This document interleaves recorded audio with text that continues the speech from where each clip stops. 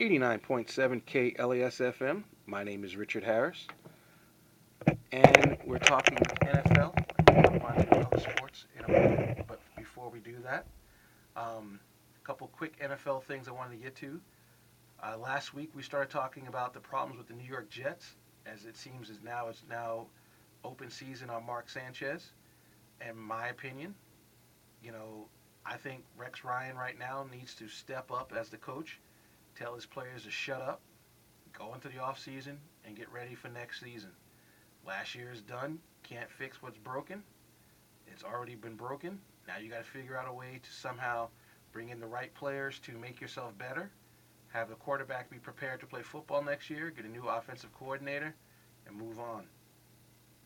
All this talk is annoying, and it's not necessary because essentially nothing you can do about it. It's over with. It's done with. If Santonio Holmes is an issue, if Sanchez's preparations for games are an issue, if the play calling, if the offensive talent isn't good enough, do something about it. But it's not the offense's problem that the Jets are not playing. It's the defense. You have to get a pass rush, folks. You can't let Brady, can't let Eli Manning, can't let Peyton Manning, can't let Schaub, can't let these good quarterbacks stand in the pocket forever and pick you apart. And yes, you have the best cover guy in football. No one's taking that away from you. But the simple fact is, your strategy didn't work this year. You got lucky to beat Dallas in the opening week. You got lucky in a few games this year where your defense bailed you out when Revis clearly pass interfered and it took the interception 100 yards for a touchdown. I mean, you need to get a pass rush. You need to get a running game, and then you'll have a Super Bowl team. But as I'm going to talk about when I talk basketball in a second, um, we live in a short memory society.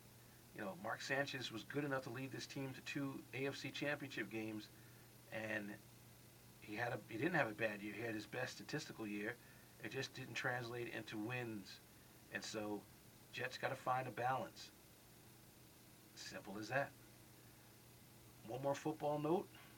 Pretty stunned at what happened in Oakland, and pretty stunned that Jeff Fisher is about to be coaching again.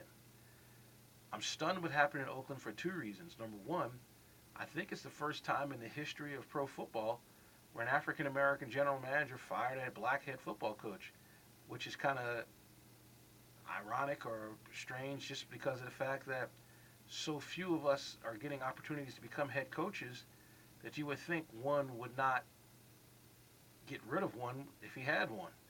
But I guess Mr. McKenzie wants to bring in his own guy up in Oakland.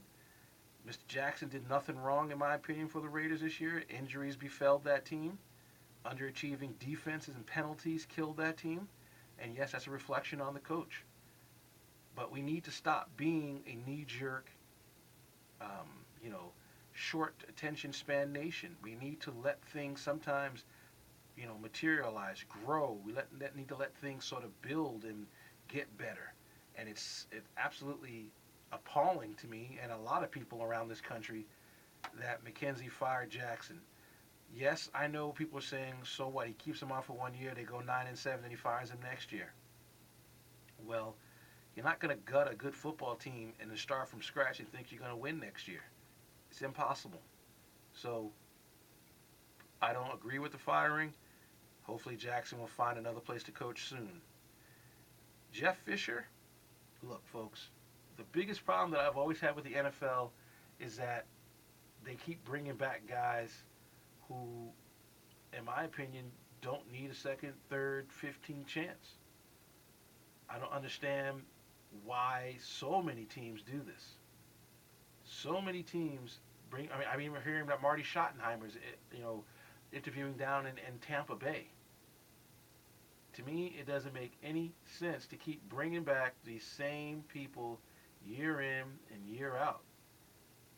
What's the point? Jeff Fisher was a good coach for Tennessee. He had a style there that didn't get him a championship, but they were competitive nonetheless, which you can't dispute. However, it is tremendously, ridiculously redundant bringing back these guys, these retread coaches that try these old school styles to try to help, you know, build championship teams, that didn't work with the teams that they had when they had great players. He had a great quarterback in Steve McNair. He brought in Vince Young. He couldn't, I guess, teach Vince Young anything.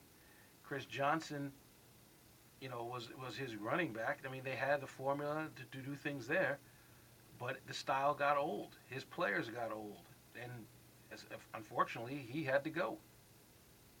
Jeff Fisher, in my opinion, is a coordinator. He's not a head coach. I don't care what anybody says. Yes, he's got a 142 and 120 winning record. Okay, that's good. But he is a coordinator. He's somebody who needs to focus on one side of the ball and then pass it on to somebody else. So it's going to be a very interesting week. And the Rams is not a good fit for him because the Rams are a young team. They are a team that they have a good running back in Steven Jackson, so he had Eddie George, and Eddie George was good. Okay. They got a good young quarterback whose confidence has been rattled after the year he just had. They have no receivers, which is something that Jeff Fisher's used to having, no receivers. They got a couple good defensive players they could do something with. They'll have a high draft pick, so that's fine. But he's not a rebuilder. He's the kind of coach that is set in stone in the style in which he coaches. And so I don't understand Jeff Fisher going to the Rams. I thought he would be better off in Miami because Miami has at least more veteran players. But that's why I'm on online radio and not in mainstream. And so that's my football wrap-up for this week. Should be an exciting weekend of games starting tomorrow.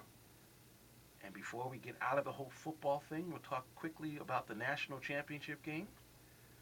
I felt that was probably, as I tweeted this week, it was the game of the century, the 18th century. It set football back 200 years. Alabama's defense is as good as it was. I blame LSU's offense for not trying anything. They didn't throw any passes down the field. And the one time he threw the ball, he had a guy wide open and he missed him. I don't understand. It's funny.